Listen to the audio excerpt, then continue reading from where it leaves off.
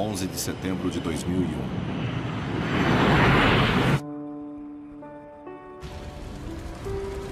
Você via uma bola de fogo entrando pela porta. Aí a sala começou a se encher de fumaça. Na hora, você já não enxergava nada, não dava nem para ver sua mão na frente do rosto. Ficou bem escuro, os azulejos caíam, as paredes desmoronavam, a gente tentava respirar. 20 mil pessoas estão trabalhando no Pentágono quando o voo 77 da American Airlines ataca. Sua luta para sobreviver ainda é pouco conhecida.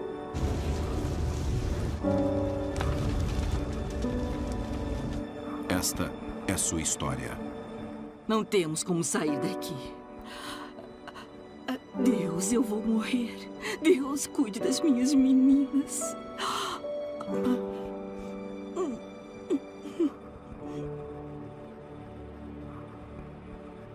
Ataque ao Pentágono.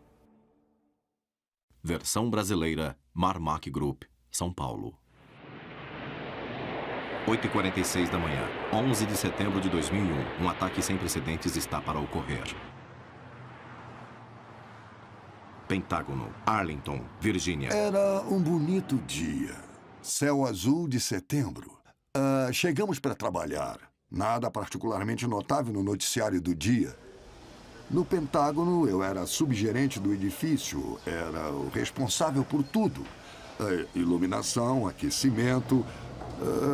qualquer coisa que precisasse no Pentágono. Todos iniciaram a sua rotina. Pouco depois, a minha assistente veio e me disse que seria bom eu sair para ver o que estava acontecendo. Uma das torres do Trade Center soltava fumaça na tela e ela disse que tinha sido atingida por um avião. Um avião bateu nos andares superiores do World Trade Center. Mande todas as ambulâncias disponíveis para esta posição. Era meu terceiro turno no Pentágono, quando fui capitão da Marinha. Eu era assessor especial do vice-chefe de operações navais, que é almirante número 2 da Marinha. Nós temos uma TV no gabinete do vice-chefe e víamos no vídeo um dia totalmente claro. Não era problema de navegação, o piloto sabia para onde ia. O piloto sabia exatamente o que estava fazendo. Nós sabíamos que tinha sido intencional desde o começo. Você está vendo um cara a uns 4.000 pés, cerca de 5 a leste do aeroporto? Parece que ele... Sim, eu estou vendo. Está vendo? Ele está olhando para o prédio também? Está descendo bem depressa. Sim, eu estou vendo.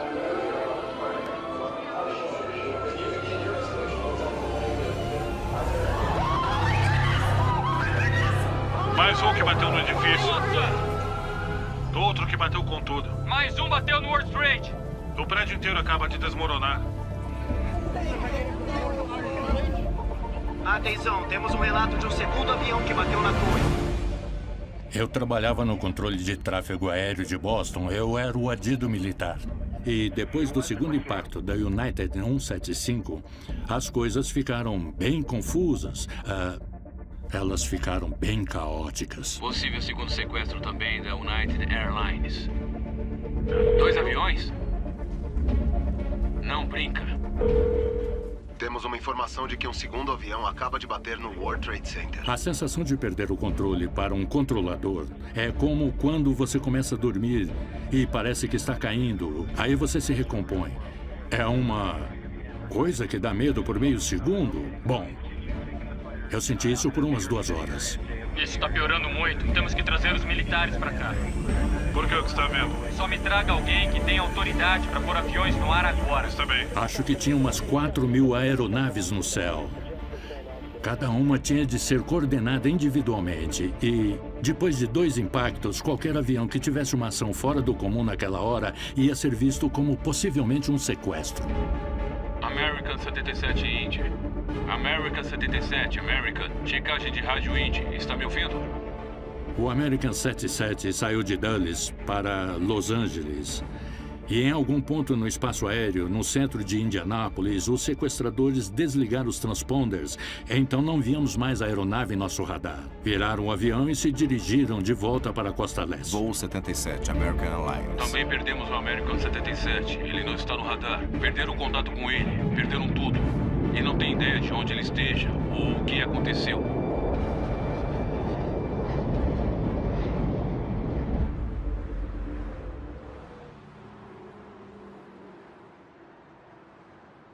Eu era um repórter do Washington Post.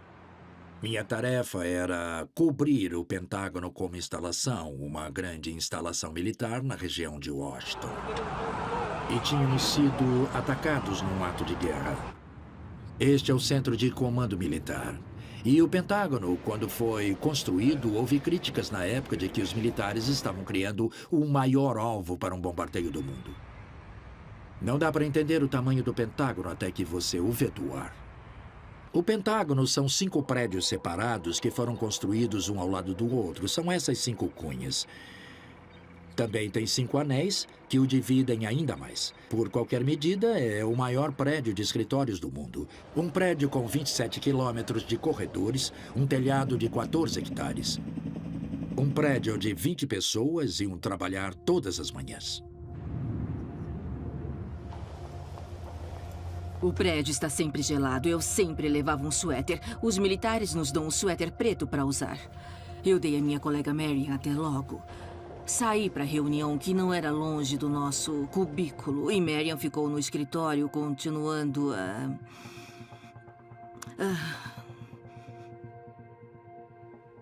a fazer o trabalho que ela tinha para aquele dia. Simulação. A reunião tinha começado às 9 horas. Por esse motivo, não fazíamos ideia do que estava acontecendo no país naquela hora. Outro sequestro. Está indo na direção de Washington. Me dá uma localização. Certo, terceira aeronave sequestrada, indo em direção a Washington. Recebemos a informação de uma aeronave grande a 10 quilômetros ao sul da Casa Branca. Isso tinha que ir para o Comando de Defesa Aérea do Nordeste. Eles precisavam saber. Última informação, a aeronave a 10 quilômetros ao sudeste da Casa Branca. 10 quilômetros a sudeste da Casa Branca? Sim, leste. Tem uma aeronave 10 quilômetros a leste da Casa Branca. Levem seus caças para lá o quanto antes.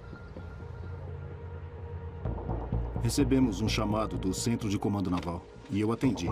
Era o capitão do turno, Jerry DeConto. E Jerry e eu tínhamos sido colegas de física na academia. Ele era um bom amigo.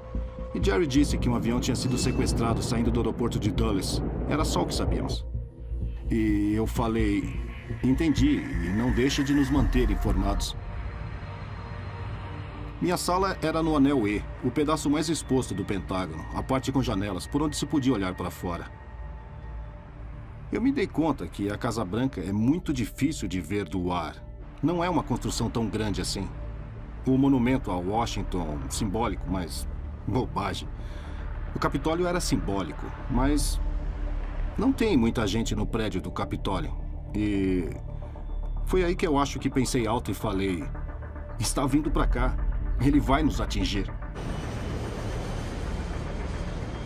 Eu tinha recebido um e-mail da segurança que me avisava que não havia mudança na postura da segurança e que ficaríamos na mesma no momento, mas que eles me avisariam se houvesse mudanças. Nós esperamos algum relatório do centro de comando e nada. E eu disse ao meu chefe que ia descer lá. E meu chefe falou, fique aqui, deixe-os trabalhar. Eles ligarão se tiver alguma coisa. E assim eu não fui. Estávamos tendo nossa reunião e era minha vez de transmitir informações. Simulação. Eu voltei para minha mesa e me sentei. E então, de repente, eu ouvi um som. Era a minha vez de falar.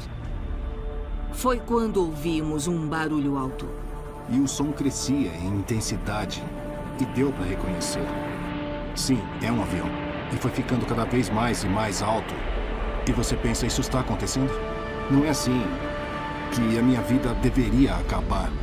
Será que eu vou acabar assim?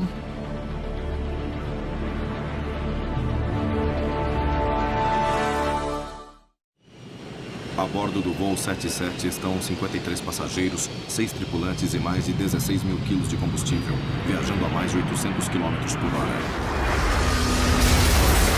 Senti um solavanco. Fui jogada para o lado oposto da mesa. Uma explosão alta. Dava para ver uma abertura e uma bola de fogo rolando pelo chão.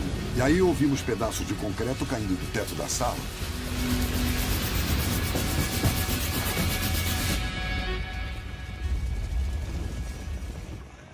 E então eu percebi que estava vivo.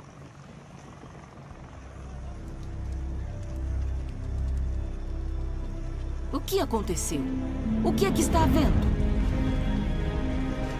Alarmes de incêndio. As telas de controle acendem cada vez mais. Foram várias centenas de metros quadrados do Pentágono que explodiram em chamas.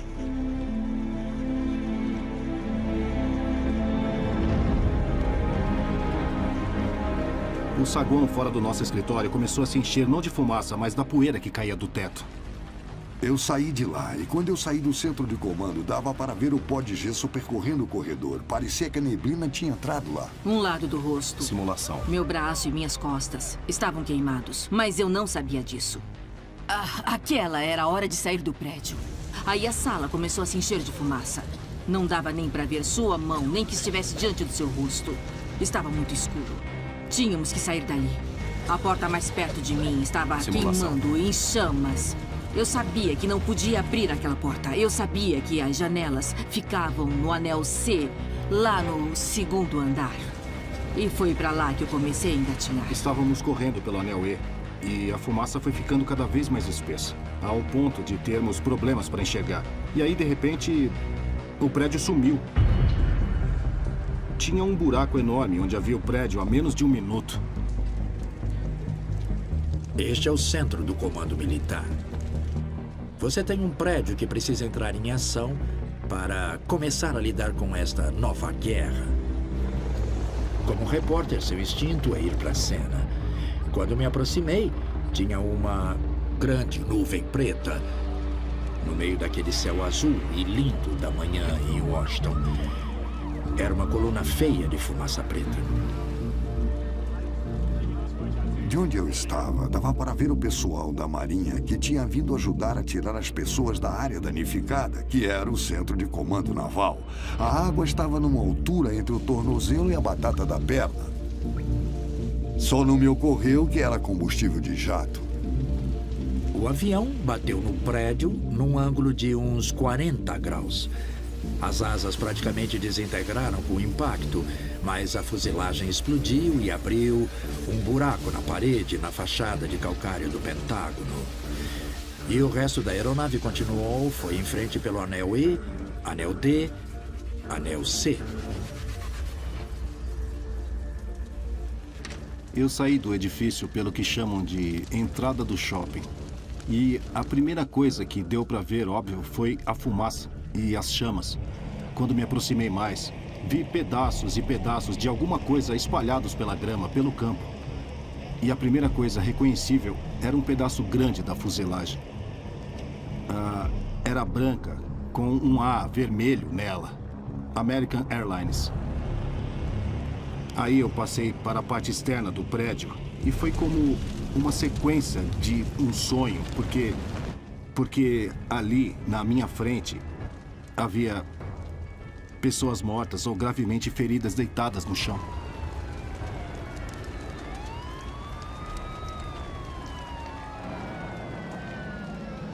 Eu era capitão do Corpo de Bombeiros do Condado de Arlington. Estamos baseados em Crystal City. Seja uma emergência médica ou um alarme de incêndio, qualquer coisa, somos os primeiros a chegar. Quando paramos lá, tinha um monte de gente saindo do Pentágono. Era uma grande confusão. O instinto de muitas pessoas que trabalham no Pentágono é o de correr ao som de tiros, correr para a fumaça, correr para o fogo. E foi o que muita gente fez. Entrou e tentou tirar estranhos dos cubículos. Pegou pessoas que estavam tentando sair e de todo tipo de heroísmo. Pessoas arriscando totalmente suas vidas, voltando, depois de terem escapado, voltando para pegar outros. Nós percebemos, para usar a linguagem da Marinha, que nossos camaradas estavam lá. Tínhamos que entrar. Os bombeiros diziam que não podíamos, que não éramos qualificados, não estávamos equipados. A atmosfera estava muito carregada emocionalmente. Mas eles estavam ansiosos para tentar e diziam: olha, tal pessoa está ali e é assim que se chega lá. Aí começamos a desenhar diagramas no chão para eles. Queríamos que fossem checar o centro do comando naval. Jerry estava lá. Centro de comando da Marinha. E um outro bom amigo, Pat Dunn. E eu não fazia ideia se eles ainda estavam vivos ou mortos.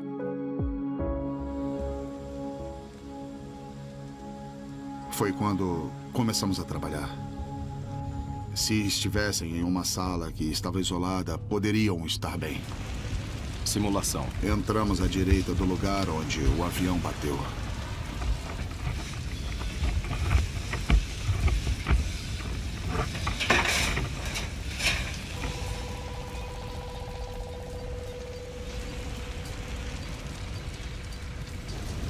Enquanto eu me arrastava, eu senti uma coisa me puxando.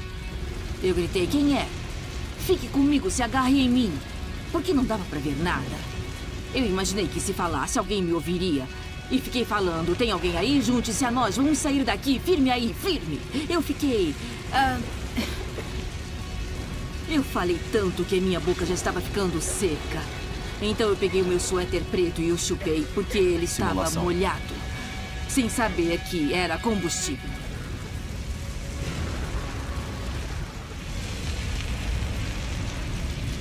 Quando estávamos rastejando pelo corredor, a situação começou a deteriorar.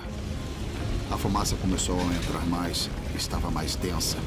E a temperatura começou a subir e tinha mais barulho de coisas estourando. E a visibilidade era muito limitada.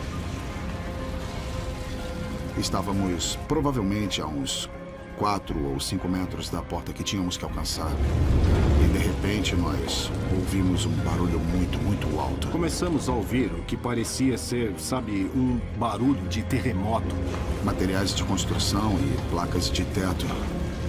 Tudo caindo sobre a gente. Nós podíamos ver que o prédio começava a desabar com tudo. Mande 301 aqui. Temos danos estruturais no lado do heliporto. Um barulho bem alto. Muitos detritos Simulação. em cima da gente. Eu tive muito medo de não conseguir sair de lá. Eu não sabia se alguém da equipe estava ferido ou morto. É que tinha mais gente lá. E você ficava se perguntando o quanto o desabamento ia continuar. Quando as pessoas veem o edifício pelas câmeras de televisão, aquele corte parece pequeno, parece quase um buraquinho. Mas, na verdade, o tamanho da destruição é equivalente a um shopping center grande.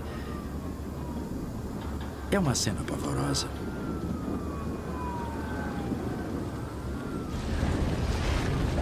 Estávamos espalhados e aí nos reagrupamos. As emoções variavam, sabe? Você descobre que todo mundo está bem, é uma sensação muito boa. Tá, estamos bem, sobrevivemos a isso. Mas as pessoas ainda estavam lá e você quer salvar mais alguém, mas não consegue. Isso não sai de você. A principal meta da equipe de reconhecimento era encontrar vítimas que estivessem presas, que não conseguiam sair sozinhas. Nossa missão era procurá-las e auxiliar a equipe de resgate a retirá-las em segurança do prédio. Quando eles entram no prédio, eu tenho que ajudar a avaliar como está a estrutura, se é seguro entrar numa determinada área e tento ajudá-los a encontrar o caminho mais seguro.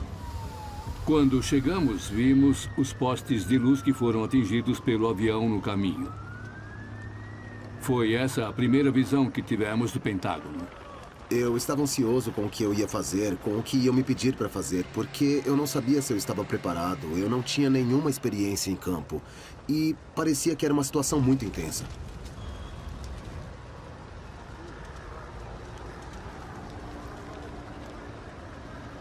A minha adrenalina estava toda nesse período de tempo. Eu tinha uma espécie de visão afunilada em que eu não lembro de coisas que estavam acontecendo na periferia. Eu só lembro exatamente do que estava olhando de frente, como se olhasse por um canudinho. Pensei ter visto um movimento para lá da porta por onde a fumaça estava saindo. Era uma mulher. Nós meio que a erguemos, meio que a arrastamos para fora do prédio. E ela era daquelas cuja pele estava se soltando em tiras. Eu queria pegá-la pelos braços, mas ao fazer isso a pele saía e... Aí você pensa, eu tenho que soltar, mas espera, eu não posso soltá-la, eu tenho que tirá-la daqui, o que eu faço? Aí faz o melhor que pode, agarra a roupa, agarra o que puder. Eu me inclinei sobre a mulher e ela parecia estar lutando. Ela disse, eu vou morrer. E eu falei, não. Como a senhora se chama? Ela disse, meu nome é Antoniette. Eu falei, você não vai morrer, Antoniette. Nós chamamos um helicóptero, nós vamos colocá-la nele. E nós a levamos até o helicóptero e a pusemos nele. E eu gritei para ela, eu te vejo no hospital. E, na verdade, aconteceu que eu nunca pude vê-la no hospital. Ela morreu antes de eu poder visitá-la.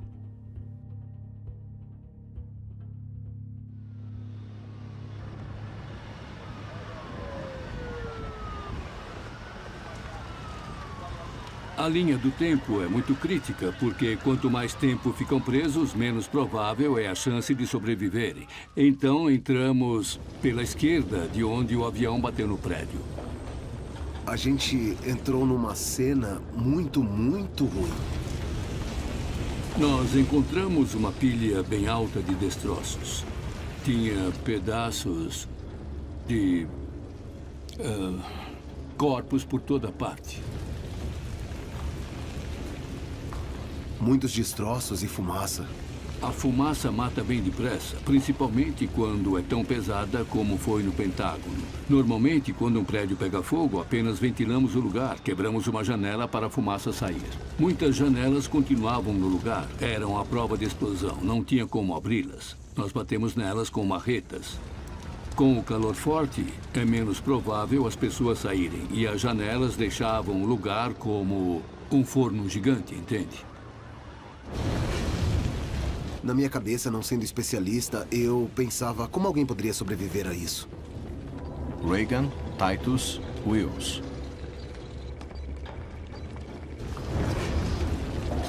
Simulação.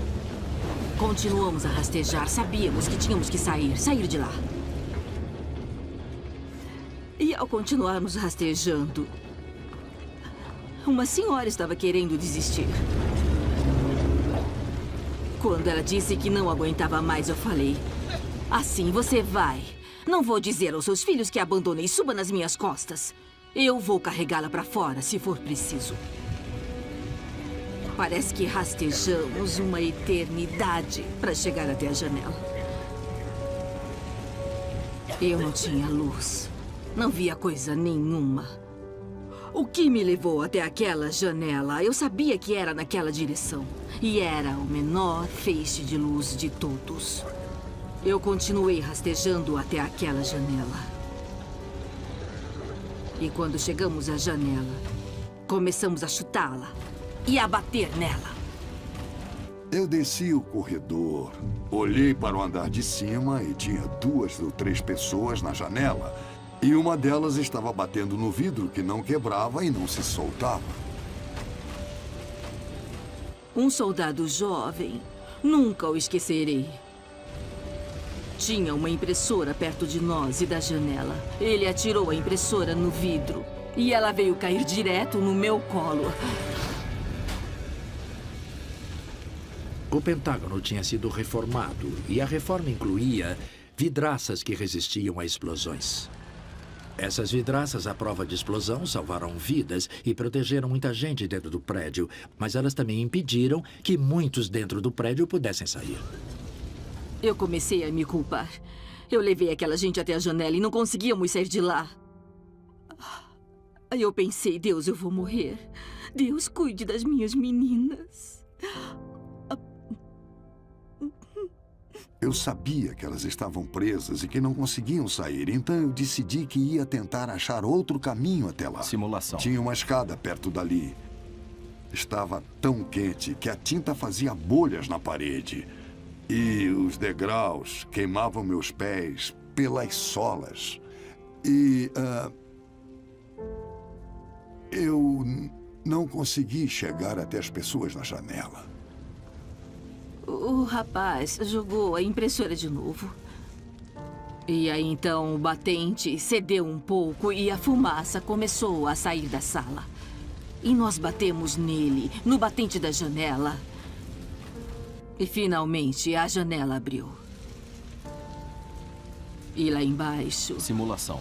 As pessoas olhavam para cima, viam a fumaça e falavam: pule, pule, pule. Eu só sabia que tinha mais gente. E falei pro meu coronel: senhor, tem gente aqui, nós não podemos sair. Meu coronel disse: isto é uma ordem, saia por esta janela agora mesmo. Aquela foi a primeira ordem que eu quis desobedecer, mas eu tinha que fazer aquilo. O pessoal estava lá embaixo, então me arrastei até lá. Eles me levaram para a triagem.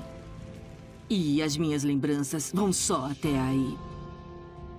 Todo o resto dessa história me contaram depois. Desculpe.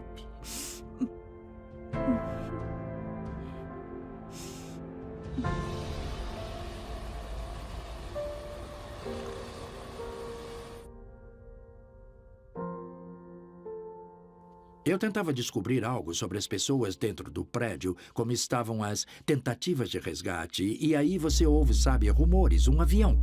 Algumas pessoas diziam que outro avião estava vindo. Eu senti um buraco no estômago porque você não sabia o que ia acontecer em seguida. Ok, United 29. Você está a 29 milhas e a 29 minutos de Washington, capital. 29 minutos de Washington, capital, indo na direção dela. Precisávamos pôr caças no ar o quanto antes. Tínhamos apenas 2 F-15 em Otis e os 2 F-16 em Langley disponíveis. Mas você não pode simplesmente ligar e falar: preciso de uns aviões seus. Os protocolos do 11 de setembro foram feitos para um objetivo diferente. Foram feitos através dos canais da FAA, passando pelo Pentágono, pelo NORAD e voltando para os militares, para que pudessem se preparar para um possível ato de guerra. Mas um ato de guerra em que os inimigos estivessem atacando fora das fronteiras. Eles não foram feitos para um ataque interno. E não funcionavam nessas condições porque ninguém estava preparado para o que aconteceu em 11 de setembro. Então, tentamos tirá-los do chão o mais rápido possível. E ainda havia muita confusão ocorrendo durante todo esse período de tempo. Dá um relato de fumaça preta na última posição que eu lhe dei. 24 quilômetros ao sul de Johnson.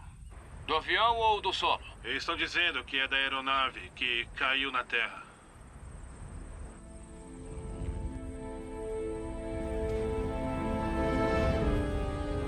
Soubemos mais tarde que o United 93 tinha caído em um campo na Pensilvânia. Mas o Pentágono e o Centro de Comando da FAA e a sede da FAA continuavam a observar esta rota, que continuava até a capital, Washington.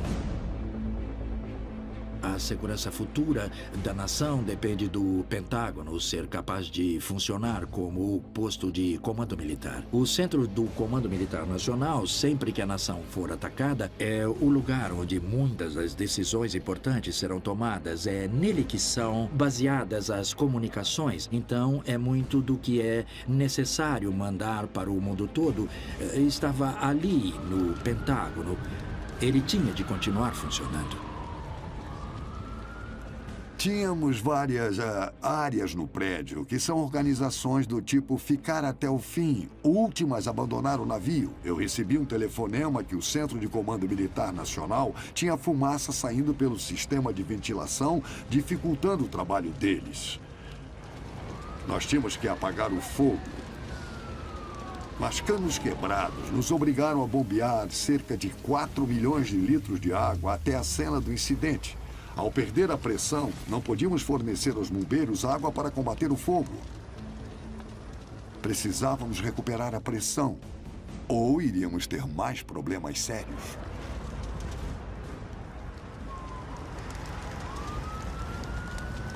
Combater o fogo do combustível de um jato é bem diferente de combater qualquer incêndio num prédio de escritórios. O combustível de jato queima numa temperatura mais alta que o combustível normal, e ele estava todo espalhado. O fogo continuava a crescer porque estava quente o suficiente ali para as coisas reacenderem. Estava acontecendo isso no Pentágono todo.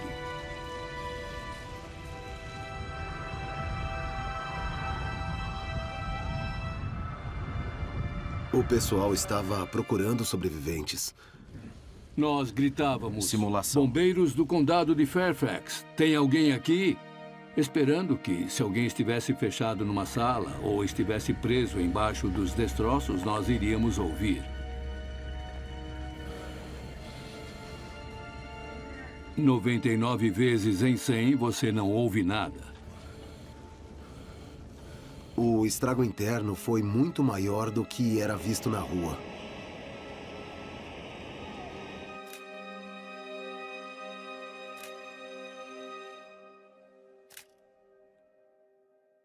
Eu tinha que lembrar de focar no meu trabalho, porque às vezes eu parava pensando no horror que havia ao redor de mim.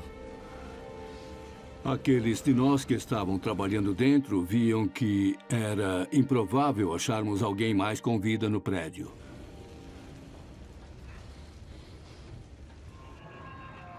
Teve todo tipo de especulação desde o começo com o número de mortes.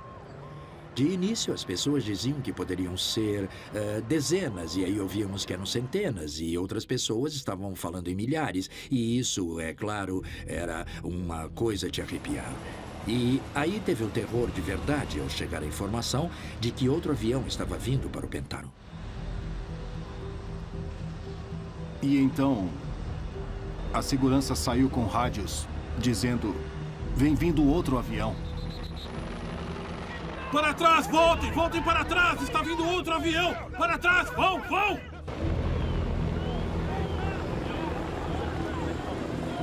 Temos um código. Se você ouve 3 buzinadas, significa evacuar o local. Estávamos trabalhando dentro e ouvimos 3 buzinadas.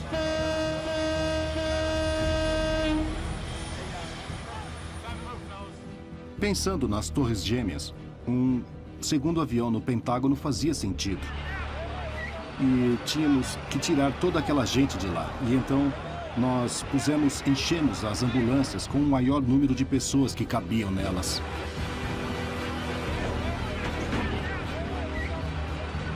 Estávamos lá tentando apagar o fogo e tínhamos comunicação pelo rádio. E o chefe do batalhão estava mandando que a gente saísse de lá, que saísse imediatamente. Para trás! Tem outro avião vindo! Para trás! Para trás! Foi em cascata.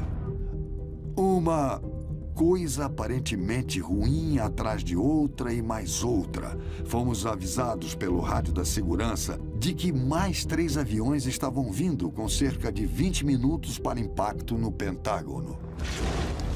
Ainda tinha fogo ameaçando o Centro de Comando Militar Nacional. Por isso que o chefe dos bombeiros de Arlington queria a retirada. Mas eles se recusavam a sair. Também tinha fogo no telhado que ameaçava o complexo de antenas, no qual muitas dessas comunicações se baseavam. Nós sabíamos que tínhamos que fechar os canos no túnel para ter de volta a pressão da água para restaurar os sistemas. Então tivemos que tomar uma decisão importante. 6 de nós ficariam no Pentágono e desceriam até os túneis para isolar o encanamento de água fria, o encanamento de vapor e o que fosse necessário para começar a acumular a pressão de água. Eles não eram guerreiros, não eram combatentes. Eram encanadores, eletricistas auxiliares. Eram pessoas como outras quaisquer. E eles não hesitaram. Quando descemos lá, estava cheio de fumaça e não se via nada. Eu estava usando o meu casaco para enfiar a cara e tentar respirar pelo material para diminuir o cheiro acre da fumaça. E o tempo todo ouvindo o rádio falar. Tempo estimado para impacto, 17 minutos. Tempo estimado para impacto, 11 minutos. 9 minutos. Batalhão 301 para comando. Todas as unidades no local do incêndio. Evacuar o prédio e reposicionar. Todas as unidades. Recuar 500 metros mais da cena por questões de segurança. Viatura 50 direto. Simulação. Não sabíamos porque estávamos sendo retirados no começo. Chegamos ao pátio central e... nos disseram que outro avião estava vindo e que deveria bater no Pentágono em 2 minutos. Capitão Renan, há 4 homens lá dentro. Estou tentando novamente fazê-los sair de lá. Eles ainda não saíram. E você tá no pátio central, fica a 800 metros da saída. Você tá todo equipado, sabe que não vai conseguir sair. Sabe, nem mesmo um atleta de nível conseguiria sair dali tão rápido assim, então... sabe que não vai conseguir sair. Nós saímos do túnel e voltamos para o pátio central.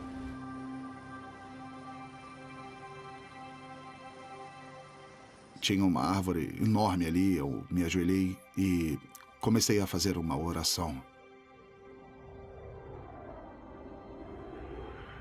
E foi nessa hora que começamos a ouvir um estrondo. Eu lembro que senti um conforto muito grande quando olhei para os lados e vi as pessoas ajoelhadas e rezando. E ele foi ficando cada vez mais alto. E eu me lembro que todos os pelos do meu corpo ficaram de pé.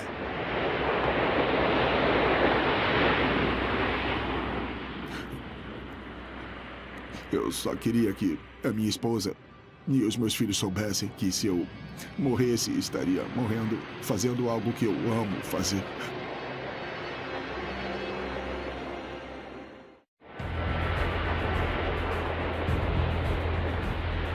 Não dava para saber de que direção estava vindo.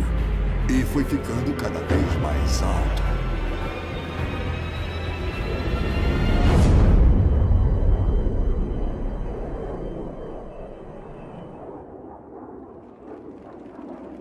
Aí, quase que instantaneamente, os militares que estavam ali começaram a aplaudir. Era um caça. E... tudo bem, eu tinha certeza que não tinham sequestrado nenhum caça. E então nós íamos ficar bem. Ele sobrevoou, resolveu o problema. Foi um alívio. Estávamos seguros agora. Mas ainda tínhamos que apagar o fogo.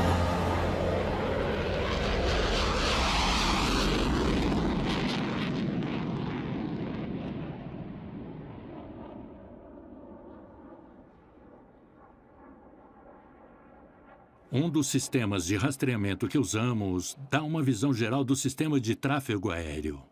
No entanto, o que ele mostra não é o tráfego ao vivo. Ele mostra o histórico do tráfego.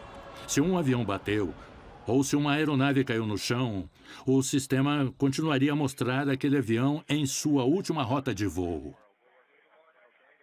Eles tentavam pôr caças no ar para interceptar. Eles iriam atrás de um fantasma, o avião não estava lá. E isso criou muitos problemas naquele dia.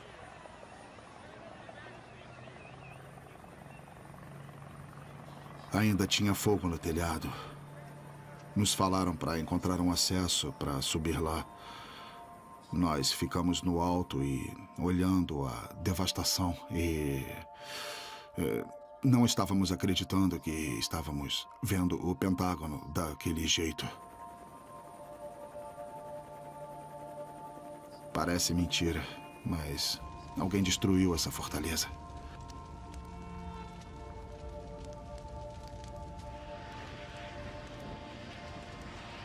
No início da tarde, entrou uma ligação no meu celular, o que me surpreendeu, porque ninguém tinha o número do meu celular pessoal, pois era do gabinete do Estado-Maior, perguntando se o edifício estava estável, se achávamos que as coisas estavam sob controle. Claro, ainda tinha fogo, mas em relação aos sistemas, achávamos que tínhamos estabilizado as coisas muito bem. Eu não sei se foi coincidência ou não eu receber a ligação, porque mais ou menos 1 hora depois... É uma indicação de que o governo dos Estados Unidos está funcionando diante deste ato terrível contra o nosso país.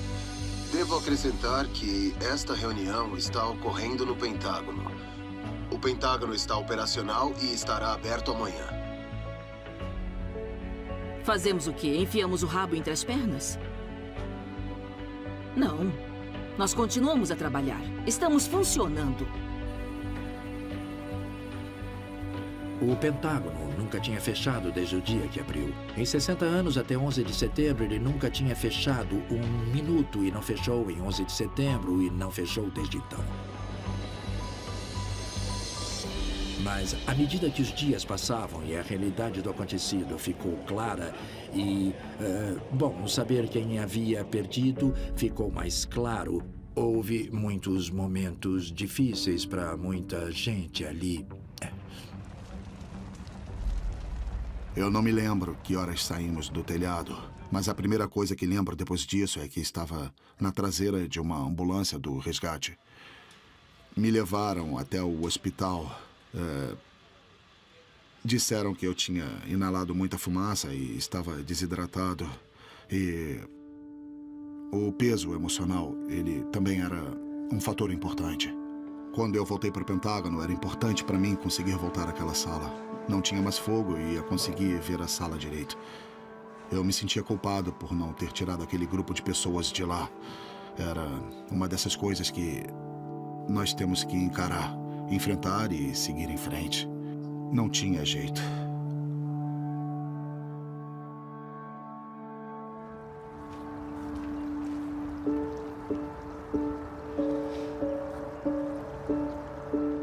Memorial Nacional do 11 de setembro no Pentágono, Arlington, Virgínia, abril de 2016. Cada banco tem o nome de alguém que perdeu a vida no Pentágono e no voo 77.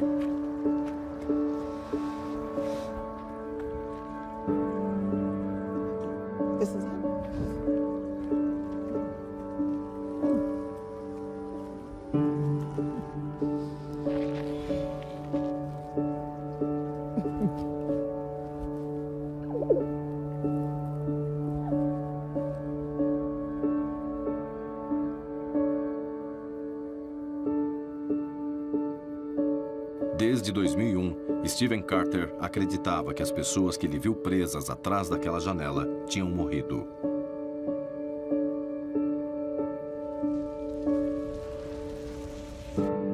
Ele desconhecia que a coronel Marilyn Wills e o grupo que ela conduziu até a janela tinham sobrevivido. Eles vão se encontrar hoje pela primeira vez. Oi, como vai?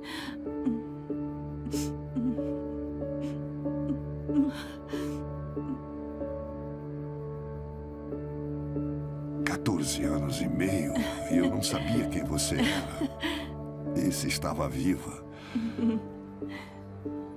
Quando parei e olhei para cima e vocês estavam lá, eu pensei que não tinham se salvado porque não conseguiam quebrar o vidro. Tentamos usar tudo que aprendemos para aumentar as chances das pessoas saírem do prédio. Sim. Porque eu nunca quis olhar para uma janela e ver alguém... Obrigada.